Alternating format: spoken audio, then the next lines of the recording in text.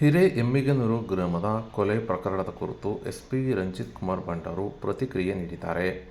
ನಗರದ ಎಸ್ಪಿ ಕಚೇರಿಯಲ್ಲಿ ಮಂಗಳವಾರ ಮಧ್ಯಾಹ್ನ 2:30ಕ್ಕೆ ಪತ್ರಿಕಾಗೋಷ್ಠಿ ನಡೆಸಿದ ಎಸ್ಪಿ ರಂಜಿತ್ ಕುಮಾರ್ ಭಂಡಾರು ಮಾತನಾಡಿದ್ದಾರೆ.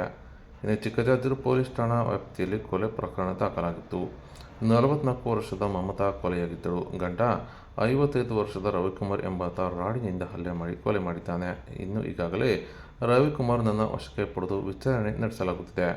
ಇನ್ನು ರವಿಕುಮಾರ್ಗೆ ಲಿವರ್ನ ಸಂಬಂಧ ಕಾಯಿಲೆ ಇದ್ದು ಚಿಕಿತ್ಸೆಗೆ 10 ಲಕ್ಷ ಸಾಲ ಮಾಡಿದ್ದ. ಸಾಲ ತೀರಿಸಲು ಆಗದೆ ಹೆಂಡತಿಗೆ ಹಣಕ್ಕಾಗಿ ಪೀಡಿಸುತ್ತಿದ್ದ. ತಮ್ಮ ಹೊಲವನ್ನು ಅಡವಿಟ್ಟು ಚಿಕಿತ್ಸೆಗೆ ಹಣ ಹೊಂದಿಸಲು ಪ್ರಯತ್ನ ಸಹ ನಡೆಸುತ್ತಿದ್ದ. ಇನ್ನು ನಿನ್ನೆ ಈ ಬಗ್ಗೆ ತೀರ್ಮಾನಕ್ಕೆ ಬಂದಿದ್ದು, ಇದೇ ವಿಚಾರವಾಗಿ ಗಲಾಟೆ ನಡೆದು ವಿಕೋಪಕ್ಕೆ ಹೋಗಿ ಕೊಲೆ ಮಾಡಿದ್ದಾಗಿ ಪ್ರಕರಣ ದಾಖಲಾಗಿದೆ ಎಂದು ಎಸ್ಪಿ ರಂಜಿತ್ ಕುಮಾರ್ ಭಂಡಾರು ಅವರು ತಿಳಿಸಿದ್ದಾರೆ. ಅವ್ರಿಗೆ ಒಂದು ರಾಡ್ ಥರ ವಸ್ತುವಿನಿಂದ ಹೊಡೆದು ಸಾಯಿಸ್ತಾರೆ.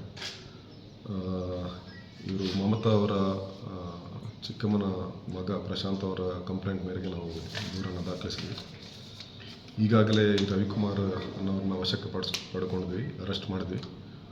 ಅವ್ರನ್ನ ಕೋರ್ಟ್ಗೆ ಪ್ರೊಡ್ಯೂಸ್ ಮಾಡಿ ಪೊಲೀಸ್ ಕಸ್ಟಡಿ ತೊಗೊಂಡು ವಿಚಾರಣೆ ಮಾಡಿ ಮುಂದಿನ ತನಿಖೆಯನ್ನು ನಡೆಸ್ತೇವೆ.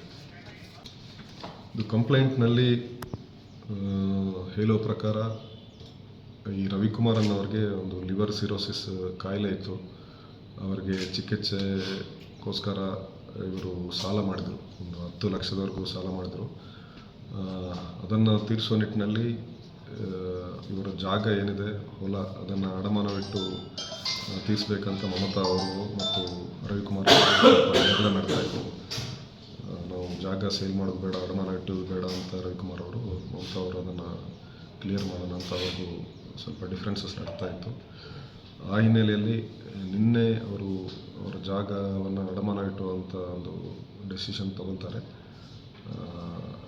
ಅದರಿಂದಾಗಿ ಈ ಘಟನೆ ನಡೆದಿದೆ ಅಂತ ಕಂಪ್ಲೇಂಟಲ್ಲಿ ಮೆನ್ಷನ್ ಮಾಡಿದ್ದಾರೆ.